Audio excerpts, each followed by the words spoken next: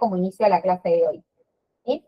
Como les venía, contando un poco, vamos a arrancar primero viendo un par de ejercicios de reacciones químicas.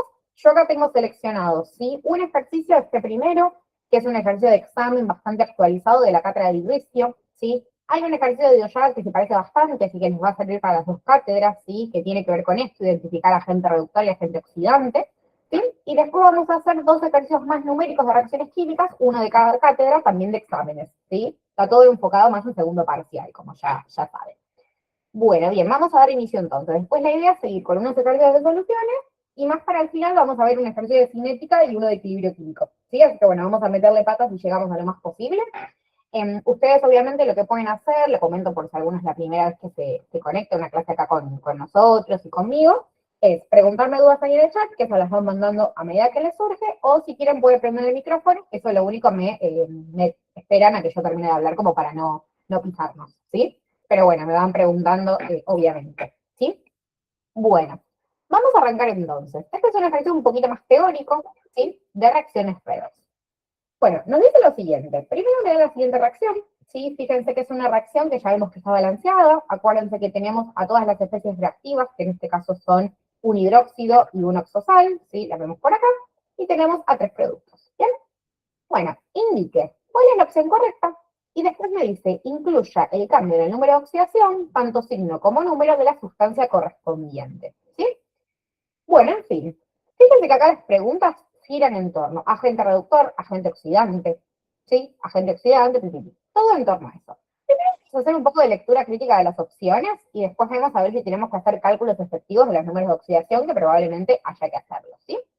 Primero, yo a la primera opción. Dice, en este caso sería como el hidróxido de bismuto es el agente oxidante ya que se oxida.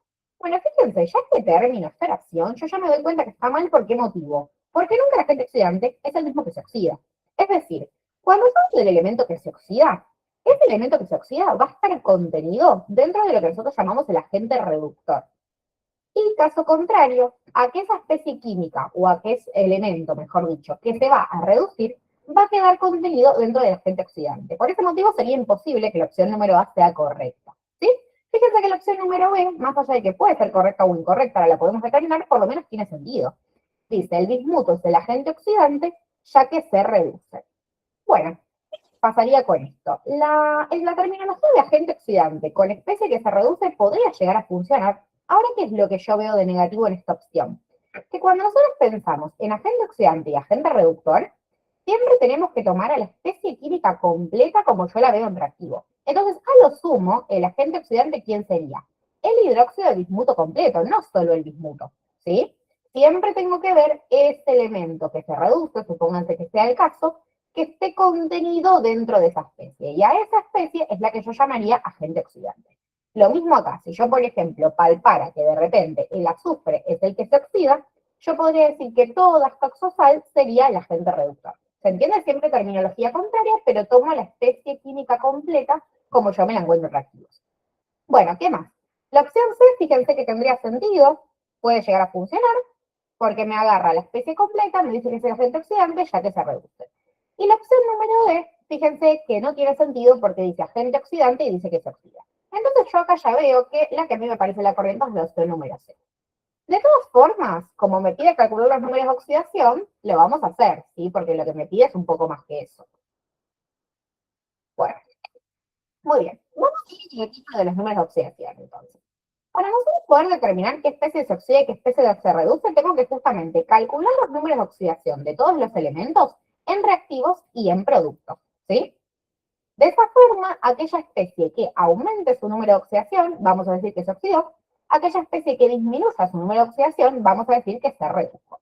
Entonces, miramos acá, fíjense los números de oxidación de estas especies químicas.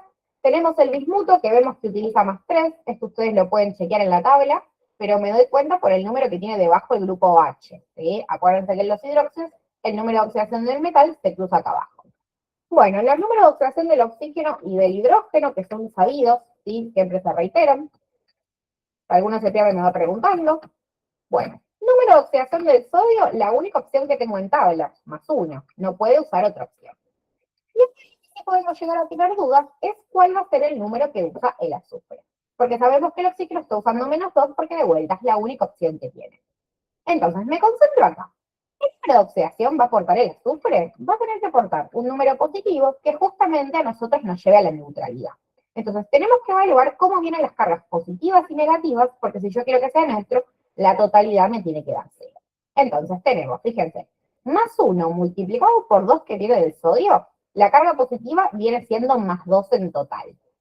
Y después tenemos menos 2 por 4, tenemos una carga en este caso de, perdón, menos 2 por 2, que me da una carga de menos 4 negativa total. Entonces, fíjense que tenemos más 2, ¿sí? Contra menos 4. Entonces, la carga que tiene que aportar el azufre, ¿cuál va a ser? Más 2 para neutralizar. Fíjense si se entiende. Tenemos ahora de cargas positivas más 2 más 1 por 2 me da más 4, contra menos 2 por 2 que me da menos 4, eso hace que se me neutralice. ¿Bien? Bueno, y ahora hacemos lo mismo con los productos. Este es muy parecido, ubicamos los números de oxidación del sodio y del oxígeno. ¿Qué es lo que nos cambia acá? El sodio continúa aportando más 2, esto no me cambia. Pero el oxígeno, fíjense que tenemos menos 2 por 3, entonces la carga está siendo menos 6. Entonces yo digo, bueno, si yo quiero equiparar a una carga negativa de menos 6 y la carga positiva viene siendo más 2, entonces el azufre, ¿qué tiene que aportar? Más 4. Fíjense que acá ya lo que podemos ir identificando es que ¿qué me pasó con el azufre?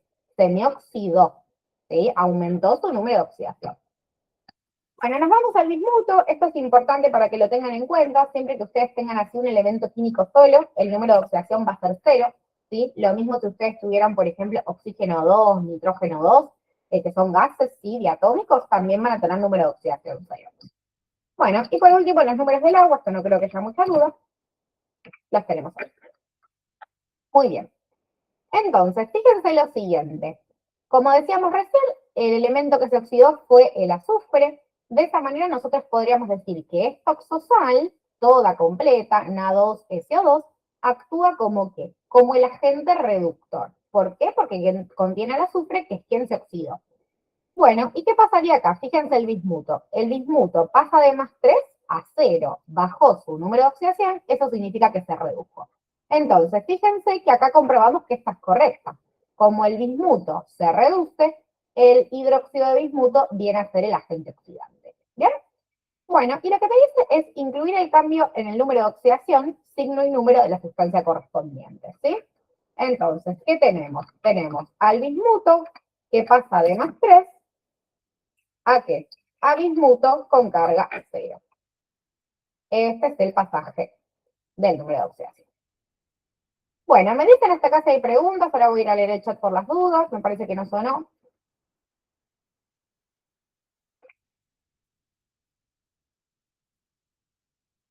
Bien, esperen que chequeo. No, no hay preguntas en el chat. Bueno, chicos, dudas hasta acá. Fíjense que es un enfoque, la vez pasada habíamos hecho un enfoque muy numérico porque vimos un balanceo redox completo, que eso en cátedra de Doyaga sí se toma. En cátedra de Doyaga, en general, eso lo están tomando y capaz un ejercicio así un poquito más teórico. En cambio, en cátedra de Irice quizás se enfocan un poco más a la parte teórica, que sería esto. No implica que ustedes no tengan que calcular los números de oxidación, ves que sí lo tuvimos que hacer, pero quizás no tengo que desarrollar todo lo que es el balanceo redox completo, es un poquito más sencillo. Bueno, se los voy dejando acá mientras le chusmean y les voy a ir subiendo el ejercicio que yo separé abajo, así si alguno ya está lo quiere ir leyendo. Este es otro ejercicio de examen de cátedra de inicio y después nos vamos con otro de reacciones de cátedra de Doyaga, ¿sí? Este igualmente es muy similar también en ambas cátedras, así que a quien sea de Doyaga también le vendría bien como prestarle atención, ¿sí? Bueno, váyanle pegando una leidita, ahora lo arrancan conmigo. Si tienen dudas del anterior todavía me pueden preguntar, ¿sí? Siguen habilitados.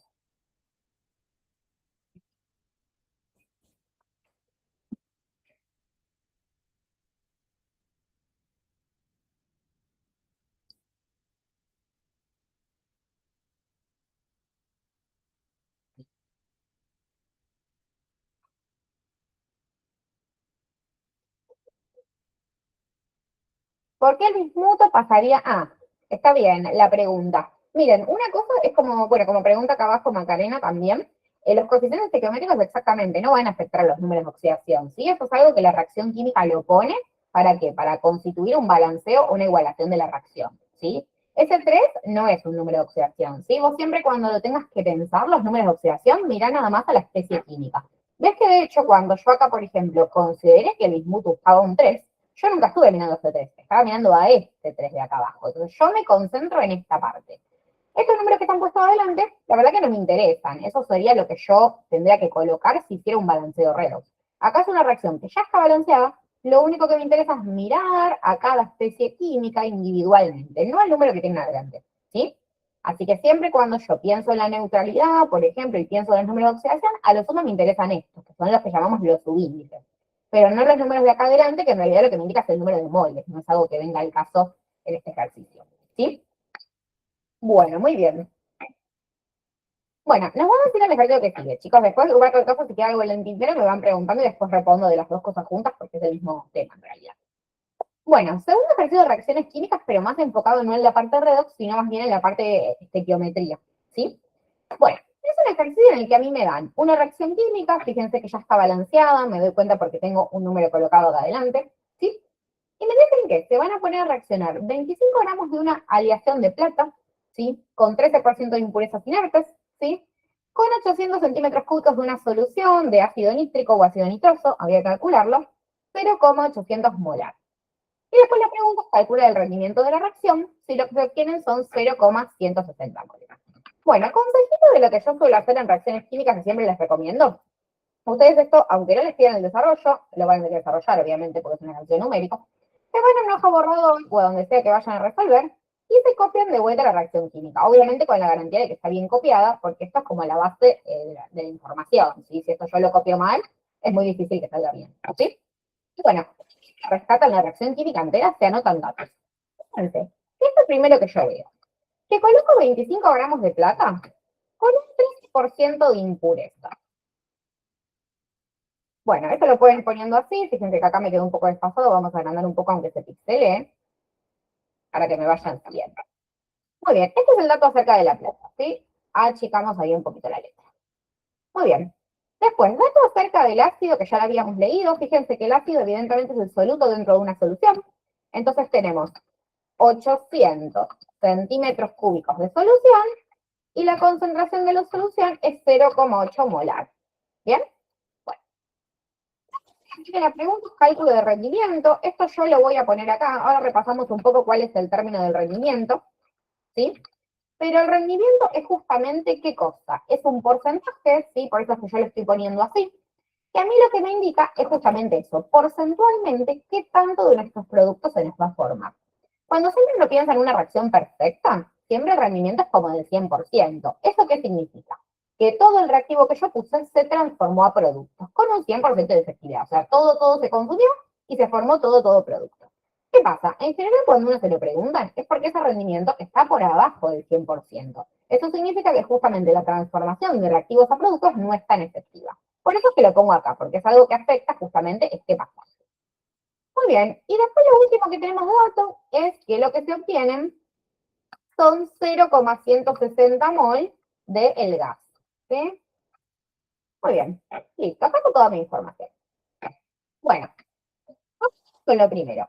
Es un ejercicio que fíjense que no me está diciendo literalmente evalúe reactivo limitante, evalúe reactivo en exceso.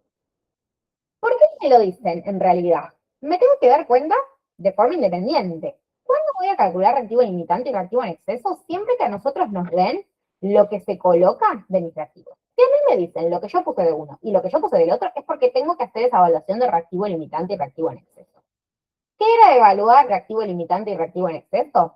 Era ver si estas proporciones colocadas de mis reactivos justamente están colocándose de forma proporcional, ¿sí? ¿Qué es la forma proporcional? Es esta forma que a mí me propone la reacción química. Entonces, fíjense, ya de que ahora nosotros estos datos los vamos a tener que limpiar un poquito porque ven que el ácido está en una solución y la plata no es 100% plata porque tiene impurezas. Lo que vayan a olvidarnos es decir, bueno, si yo tengo, por ejemplo, de la plata un dato que me lo dan en gramos, nosotros lo que vamos a hacer es buscar en la reacción química balanceada una referencia de la plata que ¿en qué va a ser? En gramos. Entonces, ¿qué vamos a buscar? Como la reacción me propone acá, que vamos a colocar un mol de plata, porque ven que la plata no tiene nada delante, lo que vamos a hacer es ir a la tabla, buscar a la plata y colocar la masa que yo debería estar teniendo según la reacción balanceada, que es 108, si no estoy equivocada, ¿verdad? Sí, a ver si lo viene bien. Sí, perfecto. Bueno, ¿y qué vamos a hacer con el ácido nítrico? Fíjense, el ácido nítrico lo tenemos dentro de una solución, pero acá me están dando la concentración molar. Ahora repasamos qué significa, pero molar viene de moles. Entonces, ¿qué nos va a convenir acá? Rescatar los moles del ácido que la reacción química me propone que tengo que tener, que son 2. Acuérdense que los moles es ese coeficiente que yo tengo ahí adelante. Bueno, vamos hasta ahí, chicos. Ahora, más allá de pensar en esto, ahora sí tenemos que ponernos en limpio estos datos. ¿Qué es lo que sucede acá? Miren, tenemos 25 gramos de plata, pero el 13% son impurezas. ¿Eso qué significa?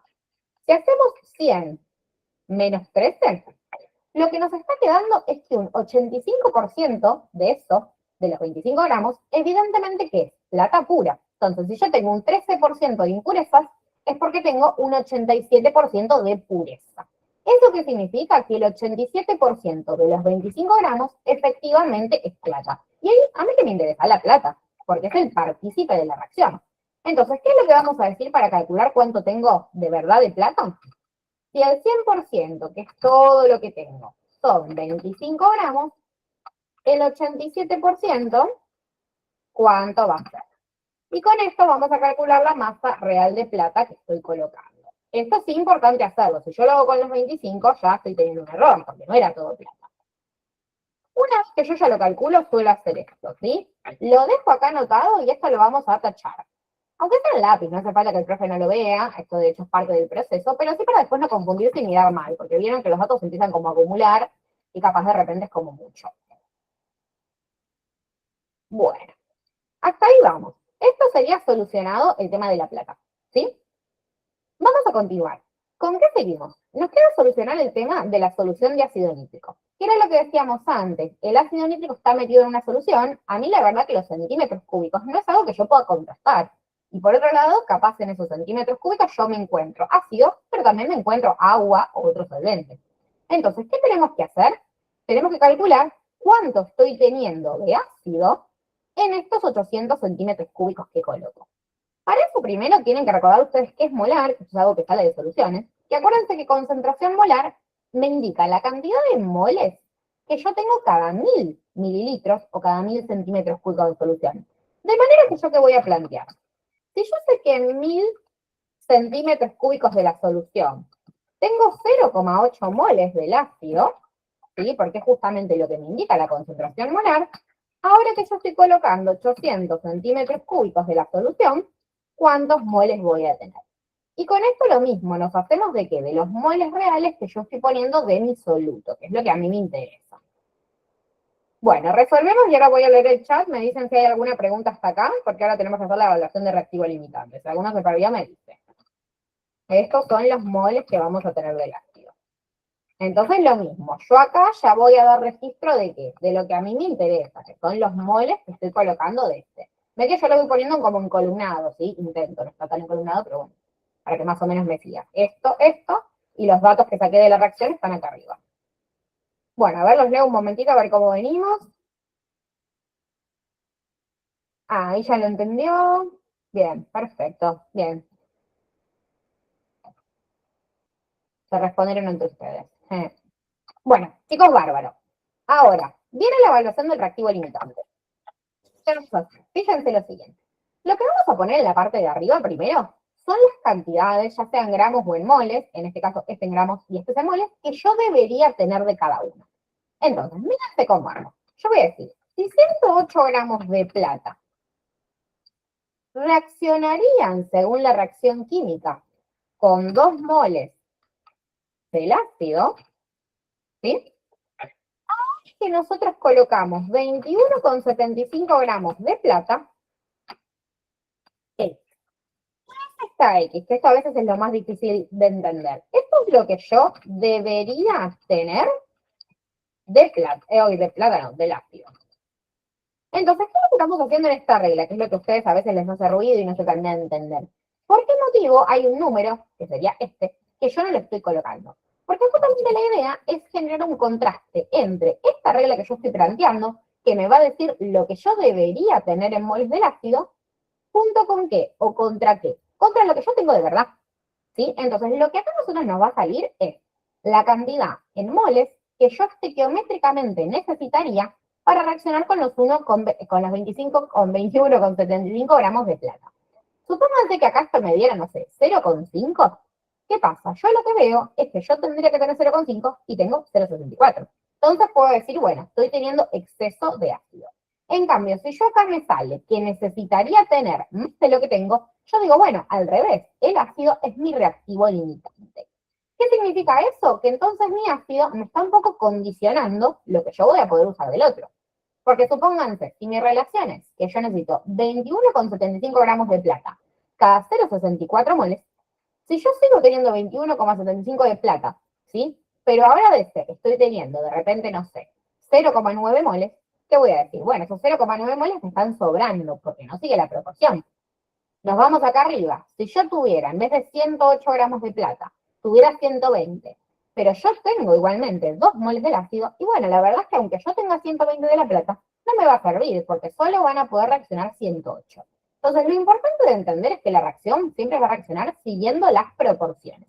Si yo de uno tengo más, eso va a quedar como exceso, no va a reaccionar. Piénsenlo siempre como una reacción de cocina. Es como si yo digo, bueno, si 1 kilo de harina funciona con 2 huevos, más allá de que yo tenga 3 huevos, voy a poner 1 kilo de harina con 2 huevos, porque esa es la manera de que salga mi producto, ¿sí? Lo pensamos de esa forma. Bueno, en fin, esto era para explicarles un poquito el concepto, por si alguno lo tenía flojo. Hacemos la regla. La reacción propone que cada 108 gramos de plata tengo que tener 2 moles de ácido. Ahora que en 21,75, ¿cuánto debería tener? Bueno, lo ponemos el número entero por si nos da dudas o si después lo necesitamos para algo. Total, no es una respuesta final. Bueno, me chequean a ver si da igual, yo lo voy a hacer otra vez porque esto es bastante determinante, ¿sí? Si esto uno lo hace mal, después empieza a condicionar los resultados. Muy bien, esto está bien. Bueno, ¿qué vemos acá? Miren lo que yo debería tener del ácido y lo que yo tengo. Entonces, yo que veo que este es mi reactivo en exceso, R, ¿y quién es mi reactivo limitante? La plata. ¿Eso qué significa? Que evidentemente lo que va a reaccionar son 21,75 gramos de plata, que es todo lo que yo tengo, con 0,4 aproximadamente moles del ácido. Ese más o menos 0,2 o un poquito más que me sobra, no va a pasar nada, va a quedar ahí como excedente. Entonces, ¿qué es lo que a nosotros nos interesa al respecto? Que ahora las cuentas acerca de lo que a mí se me va a formar, lo voy a hacer ¿con quién? Con mi reactivo limitante, porque es el que reacciona por completo. Bueno, los leo un momento a ver si venimos bien y ahora nos vamos a la parte del cálculo del producto. Bien, no hay nada nuevo. Bárbara, seguimos. Bueno, vamos a lo siguiente. Ustedes me dirán, ¿para qué quiero calcular lo que tengo del producto si ya lo tengo? Bueno, a ver, ¿qué es lo que se formó de mi producto? Es lo que se formó de forma real. Evidentemente bajo un rendimiento que no es perfecto. Entonces, ¿qué es lo que tenemos que hacer para poder saber qué rendimiento o bajo qué rendimiento se formó esto? Tenemos que tener una comparativa de cuánto a mí se me debería haber formado con un rendimiento del 100%. Entonces, ¿qué es lo que vamos a hacer? Vamos a hacer una regla, ¿sí? En la que vamos a contrastar a mi reactivo limitante con lo que yo debería haber formado de esto. Fíjense que de esto lo que nos va a interesar para contrastar es mirar los moles, porque el otro dato de lo que se formó de verdad, yo lo tengo en moles. Entonces, síganme con mi regla, ahora yo las escribo. Pero lo que vamos a plantear es lo siguiente. Si según la reacción yo veo que cuando pongo 108 gramos de plata, yo debería estar formando 1 mol de dióxido de nitrógeno, ahora que yo puse 21,75, ¿cuántos moles debería estar formando? Probablemente, ¿qué pasa? No va a ser más grande que esto, pero no importa, porque eso es lo que queremos. Lo que va a saltar ahora es lo que se debería haber formado si la reacción tuviera un rendimiento del 100%. Después lo vamos a contrastar. Entonces, lo voy bajando acá, así me van siguiendo. 108 gramos de plata darían lugar a 1 mol del gas. 21,75 gramos, que es lo que coloco ahora. Fíjense que estoy agarrando el reactivo limitante, al ácido no lo uso. ¿Cuánto debería formarse? Esto, fíjense que es lo que se debería haber formado. Se formaría con un rendimiento del 100%. Ay, como verán, estoy un poco más torpe con el teclado. Los que ya tuvieron clase conmigo van a ver que este no es mi fondo más normal para andar dando clase. Muy bien. Bueno, chicos, una vez que ya tenemos esto, que esto es un número importantísimo, ahora ya estamos para la cuenta final. Lo que vamos a decir es lo siguiente. Miren, si 0,2014 mol se forman con un rendimiento del 100%, porque fíjense que yo me estoy basando en mi reacción original balanceada, que siempre asume un rendimiento perfecto. Entonces, si estos moles se forman bajo un rendimiento del 100%, estos moles que a mí me dan en realidad, esto me lo decía el enunciado, fíjense que quedó anotado acá arriba, bajo qué rendimiento real se formaron. Y este número ya sí lo redondeamos en 3 cifras significativas.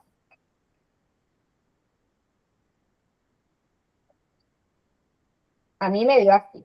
Me dice si alguno tuvo algún resultado diferente en el proceso.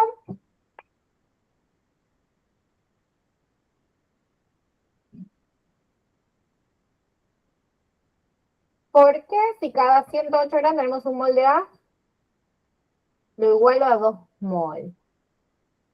A ver, perdón. Ah, si te referís a esta regla del medio, esto es porque yo estoy comparando los gramos de la plata con los moles del ácido. Y el ácido tiene un 2 adelante. ¿Sí? Por eso siempre es importante cuando ustedes ponen gramos, ponen moles, aclaren de quién, porque si no es difícil mirar mal. Creo que te referís a eso.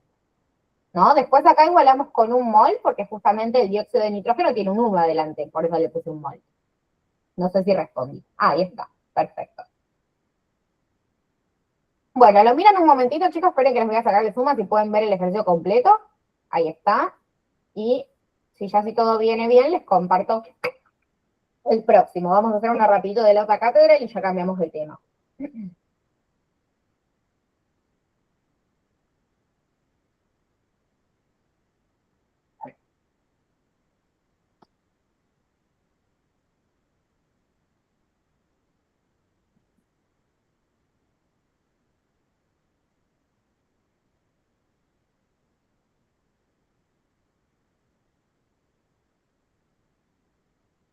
Bueno, muy bien, vamos a seguir.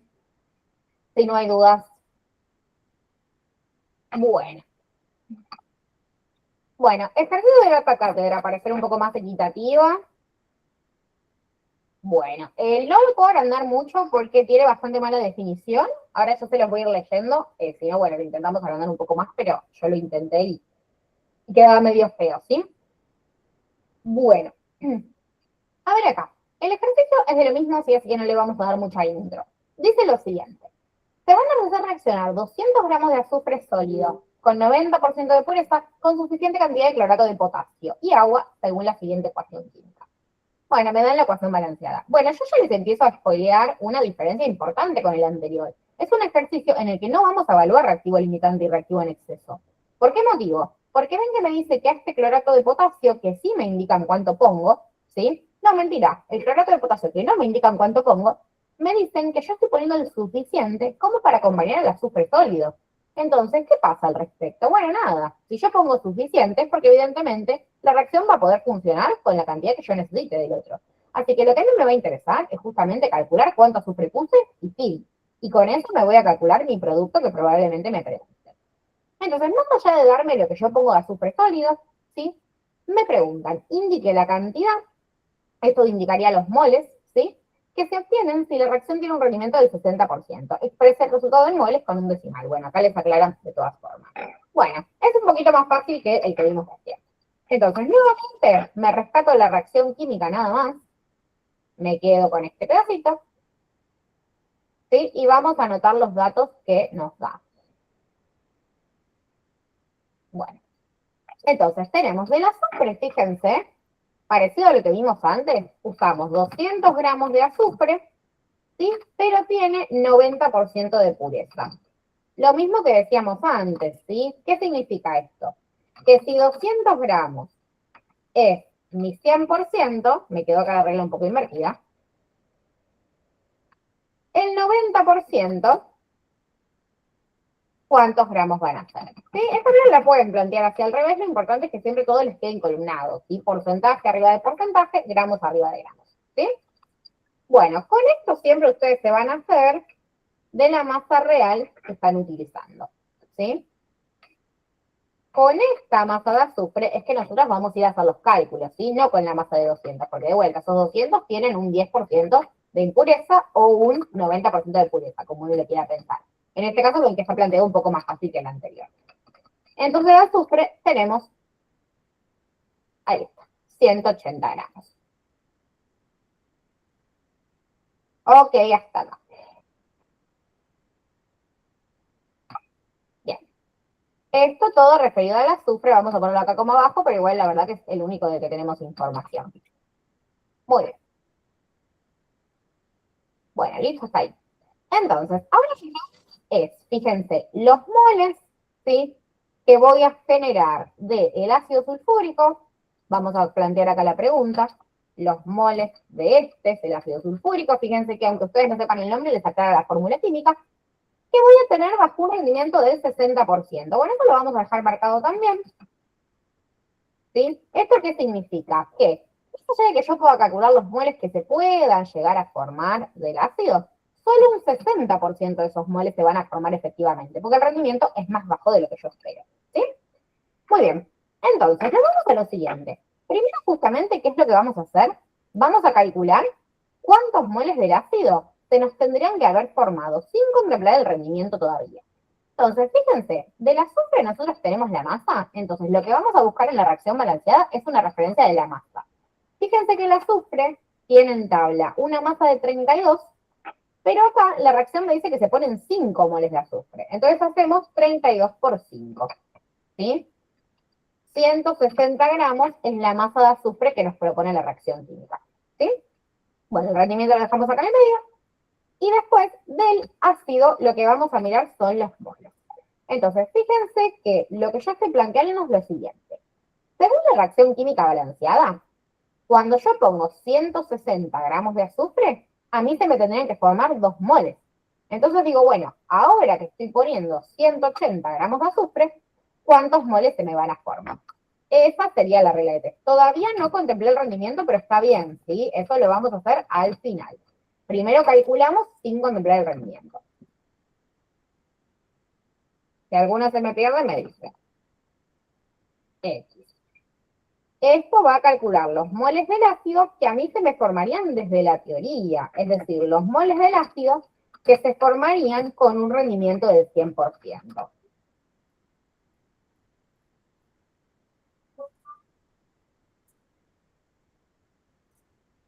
Muy bien. ¿Por qué con un rendimiento del 100%? Porque me estoy basando en la reacción balanceada. Entonces nos vamos ahora. Esto se formaría con un rendimiento del 100%, entonces con un rendimiento del 60%, ¿cuántos se me van a formar? Si con un 100% se me forman estos moles del ácido, ¿no? Ay, ¿qué toca? Se me forman estos moles del ácido con un 60%, ¿cuántos?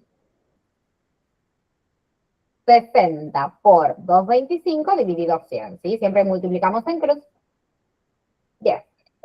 Me da 1,35. Como me hice expresar con un decimal, fíjense que el 3, como detrás viene un 5, lo tendré que redondear hacia arriba, ¿sí? Así que sería redondeado 1,4 mol. Muy bien. Bueno, ahí lo pueden ver completo, me parece. Voy a leer acá en el chat si hay dudas. Bueno, ¿puedo hacer otro de ese estilo? Creo que lo acabo de hacer. Supongo que era un pedido para eso. Este es muy similar, ¿sí? Bueno, díganme si hay dudas con este. A ver cómo venimos. Porque 1,4 es el redondeo, porque ven que dice que expresa con un decimal. Entonces, solo me tendría que quedar el primer decimal, que es un 3. Pero, ¿qué pasa? Cuando atrás del decimal último que yo puedo tomar, que en este caso sería un 3, viene un 5 o más, ese decimal yo lo redondeo para arriba. Por eso de 3 sube a 4. Redondear para arriba es subir un valor, ¿sí? Si tuviera atrás del 3 un 1, un 0, un 2, un 3, un 4, quedaría 1,3. Pero de 5 para arriba, redondeo para arriba, justamente.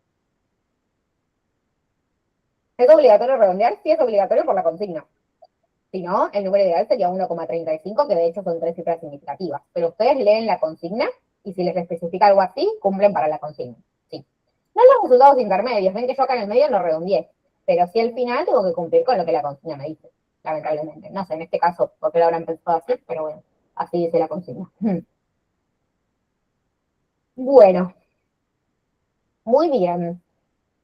Pim, pim, pim. Bueno, vamos a hacer lo siguiente para ser un poco equitativos. Este ejercicio no lo vamos a hacer, por lo menos no hoy.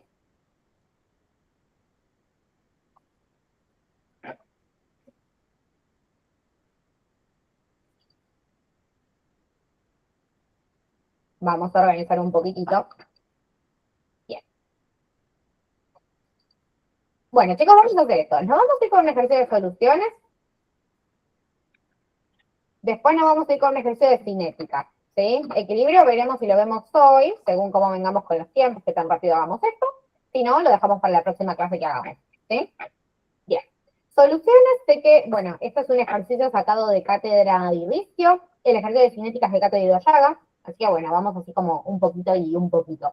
La realidad es que soluciones un poco lo repasamos recién, porque vieron que, bueno, cuando uno tiene soluciones que están justamente un soluto que participa en una reacción química metido en una solución, yo termino aplicando sus conceptos, como repasamos recién, no sé, el concepto de molar, supónganse. Así que bueno, un poquito se repasa. Esto es justamente un ejercicio que está basado en soluciones con dilución, por eso esto es un poco más difícil. Y bueno, como alguien lo había pedido ahí en el chat, lo vamos a mirar porque puede tener un estilo un poco diferente. ¿Sí? Bueno, vamos a pensar este chico entonces, ¿sí? Me dice lo siguiente. Calcula el volumen en mililitros de ácido clorhídrico comercial. Fíjense que tenemos la densidad y tenemos el porcentaje masa en masa, que se va a utilizar para poder preparar 0,5 litros de una solución que tiene 10% masa en volumen del ácido. ¿Bien? Bueno, ¿cómo me doy cuenta que es un ejercicio de dilución? Porque justamente lo que yo voy a hacer es agarrar una primera solución que contiene un soluto que es el ácido sulfúrico, y lo que voy a hacer es agarrar esa solución, echarle más solvente, que probablemente ese solvente sea el agua, pero puede ser otro, y voy a preparar una nueva solución. Esa nueva solución, ¿qué es lo que va a tener? Bueno, mayor volumen, porque yo le agregué más solvente, y una concentración disminuida, porque yo tengo la misma cantidad de soluto, pero distribuida en un volumen de solución más grande. Entonces, ¿cuál es la base teórica importante? Que siempre el soluto presente en ambas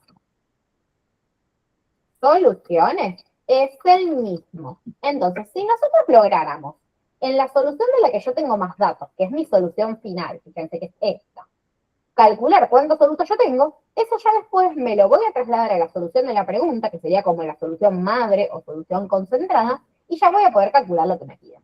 Entonces, ¿qué es lo primero que vamos a hacer? En solución final, que es de la que yo tengo más datos, voy a calcular soluto. ¿Bien? Bueno, miren la solución final. Tengo esta concentración en masa-volumen y tengo este volumen. Entonces, lo que a nosotros nos va a interesar es qué cosa. Saber, en 0,5 litros de solución final, vamos a poner para no confundirnos, ¿cuántos gramos, supónganse que puedo aspirar a los gramos, tengo del soluto? El soluto en cuestión, ¿quién es? Es el ácido sulfúrico. Entonces, yo quiero saber en este volumen, que es finalmente lo que yo preparé, cuánto soluto tengo. Acá de referencia, que la solución es 10% más en volumen. ¿Esto qué significaba? Tienen que tener bien clara la teoría. Que yo tengo 10 gramos de soluto en 100 mililitros o en 100 centímetros cúbicos, los que les venga mejor, de la solución. ¿Bien? Entonces, ¿qué es lo que voy a hacer con esto? Lo voy a tomar para la parte de arriba de mi regla de 3. ¿Qué pasa? Del soluto ya tenemos una referencia que me está dando la concentración, que son los 10 gramos. Y fíjense que los 100 mililitros yo lo podría poner acá, porque fíjense que es un volumen de la solución, esto está bien. El tema es que esto lo tengo en litros. Entonces, a los 100 mililitros los voy a dividir por 1000, ¿sí? Porque ese es el pasaje justamente de mililitros a litros. Y lo que voy a hacer es reemplazar acá en litros directamente. Las unidades se tienen que condecir con las que yo pongo abajo. Entonces, ¿cuál es mi planteo? Si sabiendo la concentración, yo sé que en 0,1 litros de esta solución final, yo tengo 10 gramos de soluto, en 0,5 litros, que es el volumen de solución que efectivamente se preparó, o sea, en definitiva lo que yo tengo, ¿cuántos gramos de soluto voy a tener? Nuevamente, ¿para qué estoy buscando esto? Porque yo después esto me lo quiero llevar a la solución de la pregunta, porque sé que el soluto va a ser el mismo. Acuérdense que lo único que cambió fue que yo le agregué solvente, pero el soluto que yo había puesto al principio se conservó. Por eso es que este número me va a servir para lo que yo quiero calcular. Esta, fíjense que es la cantidad entonces de soluto presente en ambas soluciones. Muy bien. Y ahora sí nos vamos a la solución de la pregunta, que es la solución inicial o concentrada. Les pongo esta palabra por si tal vez ustedes en clase lo vieron como concentrada, la solución final también la pueden ver como solución diluida, ¿sí? Muy bien. Ah, se me fue. Bueno, esperen que vamos a checar todo un poquitito, así no se me va el ejercicio cuando lo voy avanzando. Muy bien. Perfecto. Bueno, ahora sí. Ahora me voy a la solución de inicio, solución concentrada, que acá sí ya nos vamos a enfocar en la pregunta. Fíjense que la pregunta, ¿cuál es? Es el volumen de solución en mililitros que yo voy a usar.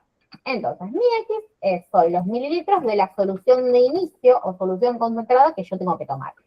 ¿Cuál es la única referencia que tenemos acerca de lo que tiene esta solución de inicio? Es esta. Yo sé que esa misma solución de inicio que yo tomé, independientemente del volumen, que es lo que yo quiero calcular, tiene que tener estos gramos de soluto, porque yo ya calculé que eran los que estaban presentes en la solución final.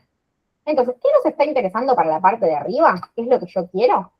Poner acá una relación entre los gramos y el volumen.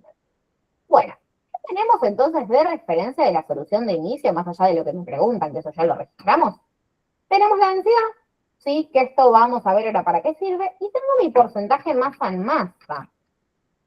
Eso lo que me indica un porcentaje masa en masa es muy parecido al porcentaje masa en volumen, pero justamente me indica cuánto tengo yo de masa de soluto, que son 98 gramos, en 100 gramos de solución. ¿Ven que a diferencia de la primera, yo tengo masa, que es en gramos, sobre volumen? Entonces la solución yo la tengo en volumen.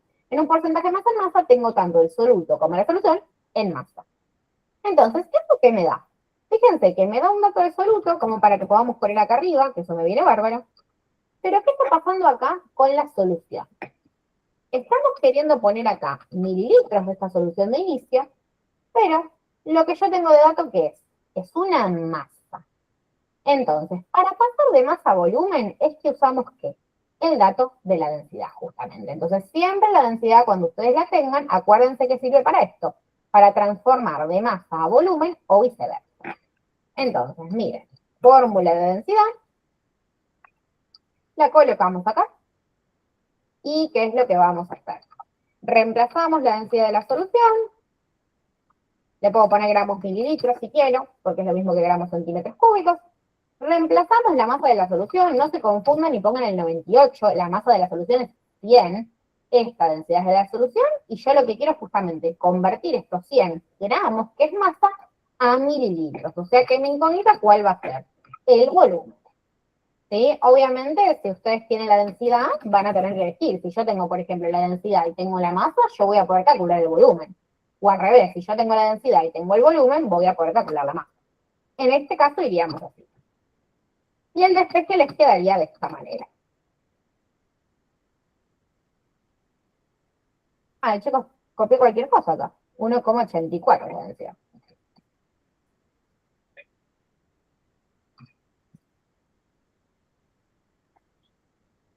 Muy bien.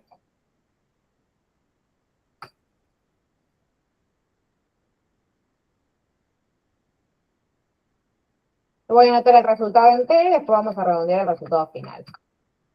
Esto ya les va a quedar en mililitros, porque gramos se les va con gramos, que es la unidad repetida.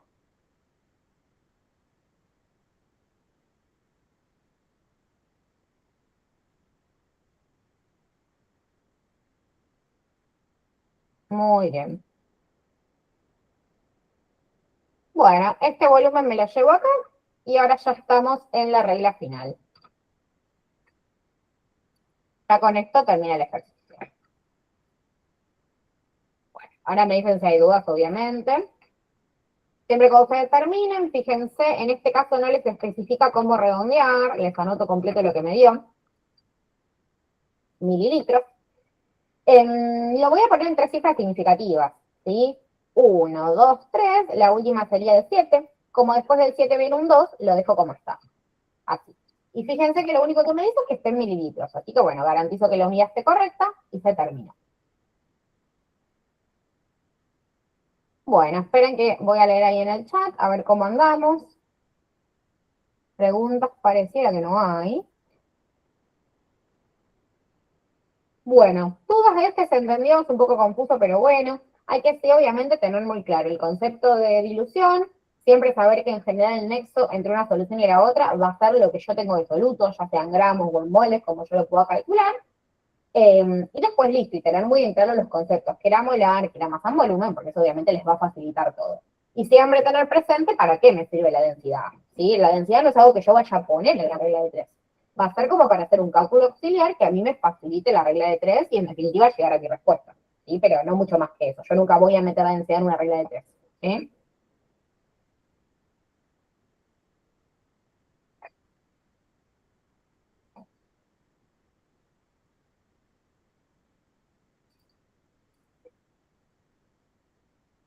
Bueno.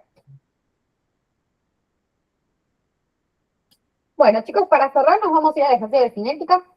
Entonces, de acá te quedó Llaga, este que quedó acá. Y bueno, ya próximos temas los veremos en otras clases, ¿sí? Un poquito de repaso de todo, de lo que ustedes vayan necesitando, equilibrio, bueno, ácidos y bases, ya nos seguimos metiendo con las cosas pendientes, ¿sí? Bueno, vamos con este ejercicio que es la manera más clásica de evaluar cinética, ¿sí? En esta cátedra, y lo vemos, ¿sí? Bueno, es un ejercicio donde les damos justamente un cuadrito, ¿sí? De un ensayo experimental, ¿sí? El ensayo número 1, que fíjense que acá lo que les presenta es las concentraciones molares que yo tengo de mis dos reactivos, porque fíjense que dice A y B, y la velocidad de la reacción química, lo mismo en el ensayo 2, lo mismo en el ensayo 3.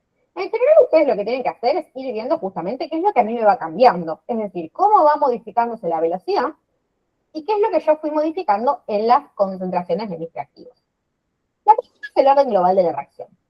Bueno, entonces, ¿con qué tiene que ver esto de orden global, con orden parcial? Bueno, esto tiene que ver con justamente lo que yo les decía recién, que es de qué manera las concentraciones que yo coloco de mis reactivos influyen o no influyen en la velocidad de la reacción.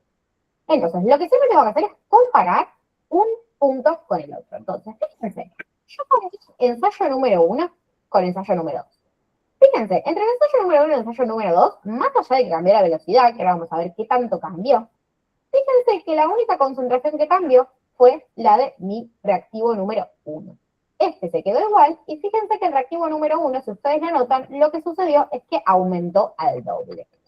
Entonces, mi primer reactivo, que es el reactivo número A, aumentó al doble. Bueno, ¿y quién se anima a decirme acá qué es lo que le pasó a la velocidad de la reacción química? ¿Alguien puede ver si aumentó, si disminuyó, qué tanto aumentó, qué tanto disminuyó? O me escriben ahí en el chat, no hace falta que prendan el micrófono si no se animan.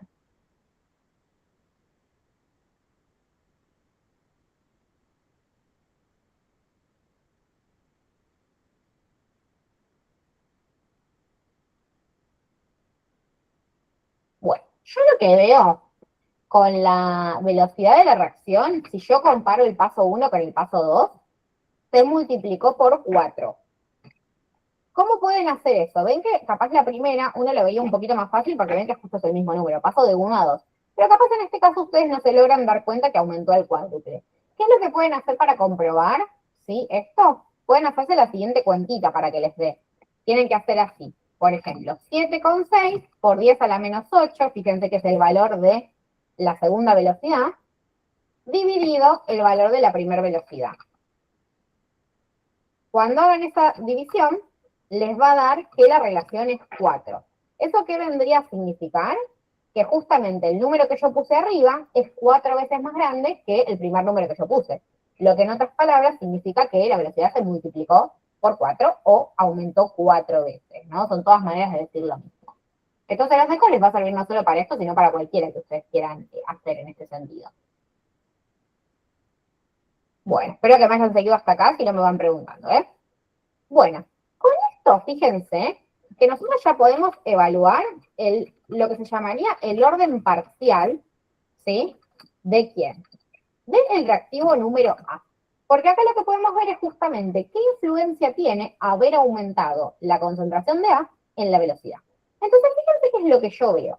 Que cuando yo aumento al doble la concentración de A, la velocidad de la reacción aumenta al cuádruple. Eso quiere decir que el orden parcial de A es 2. Justamente por ese motivo, porque ven que lo que yo le hago a A impacta doblemente en la velocidad de la reacción. ¿Esto qué significa? Yo aumento al doble, esto aumenta por 4.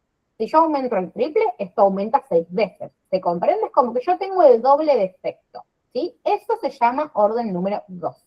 ¿Bien? Bueno, hasta acá me parece que más o menos venimos. Ahora voy leyendo el chat.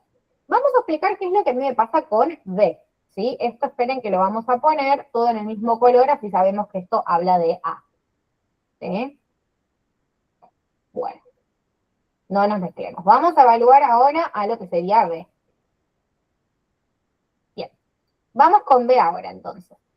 Lo que tendríamos que hacer ahora es comparar, fíjense, me parece a mí, el ensayo 1 con el ensayo 3. ¿Por qué motivo? Porque la idea es que yo me focalice en un rengloncito, comparando con otro renglón, en el que solamente estoy cambiando el reactivo que a mí me interesa. Porque, ¿qué pasa? Si yo hago cambiar los dos reactivos a la vez, es como difícil saber a expensas de quién de los dos la velocidad aumentó, bajó o se mantuvo igual. Entonces, ven que si yo comparo ensayo 1 con ensayo 3, ¿sí? Ahí yo veo que A, ven que vale lo mismo, 1 por 10 a la menos 4, pero ve qué pasó. Fíjense, de 4 a 2, 4 por 10 a la menos 4, a 2 por 10 a la menos 4. Lo que veo acá con B es que bajó a la mitad. Entonces, cuando A se mantiene igual, acá B lo que se hace es bajar su concentración a la mitad. Vamos a ponerlo así. Bien. Y fíjense qué es lo que le pasa a la velocidad. Miren bien también. Estoy comparando ensayo 1 con ensayo 3. La velocidad se mantuvo igual. ¿Esto qué está significando, chicos? Si yo cuando altero la concentración de B, que en este caso la bajo a la mitad, y lo que le pasa a la velocidad, justamente nada, se mantiene igual, eso lo que quiere decir es que el orden parcial de B es 0, porque justamente la concentración que yo coloque de B no está teniendo influencia en la velocidad. En definitiva, ¿cómo calculo el orden global? El orden global lo calculamos sumando los órdenes parciales. 2 más 0, que me va a dar que el orden global de la reacción es 3. Así se resuelve el ejercicio. Por las dudas les voy a aclarar que cómo a mí se me vería un orden parcial del tipo 1, ¿sí? Un orden parcial del tipo 1 se vería si, por ejemplo, yo aumento la concentración de un reactivo al doble y la velocidad aumenta al doble. ¿Eso qué vendría a significar? Orden 1, que lo mismo que yo le hago a mi reactivo, le pasa a la velocidad de la reacción, ¿sí? Acuérdense que orden 2, que era esto, quiere decir lo que yo le hago influye doblemente. En cambio, orden 1 es lo mismo que yo le hago, ¿sí? Esto se va por 2, la velocidad se va por 2. Tiene exactamente el mismo efecto. Bueno, se lo lleno acá, así le queda la respuesta. Y ahora les leo a ver si hay alguna pregunta de este.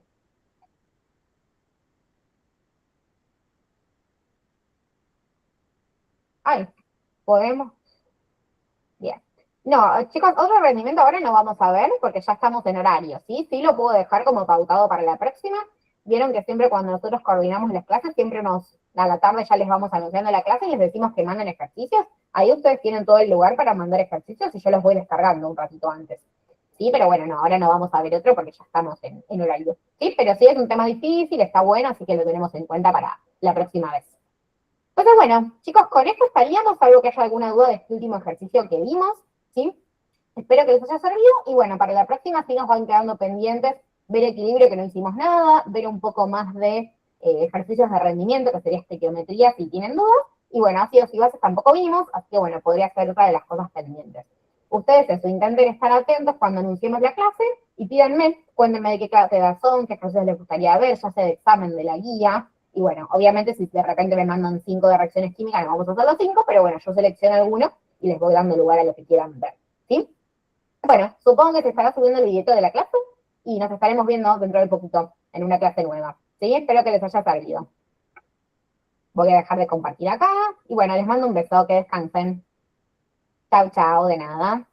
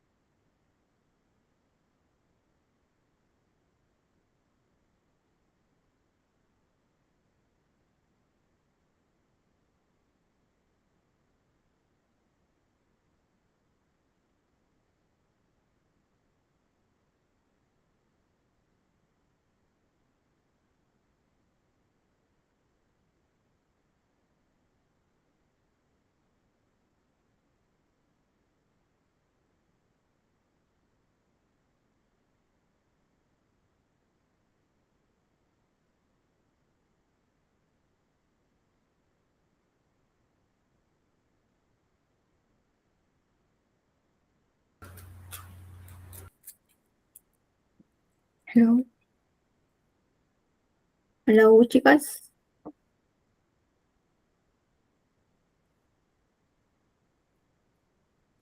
chicas, ¿están ahí? ¿Y se fue?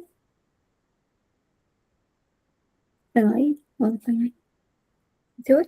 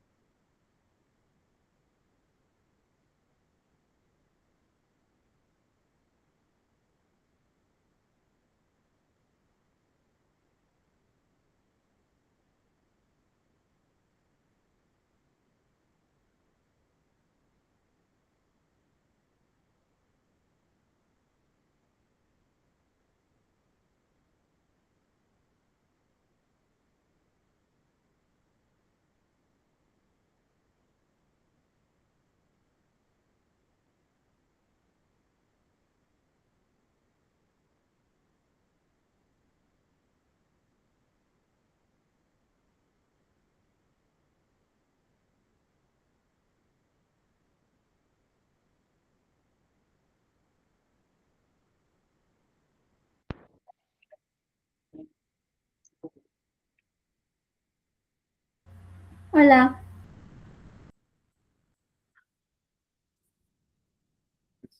Espera que se une más. Porque todavía no está uniendo más.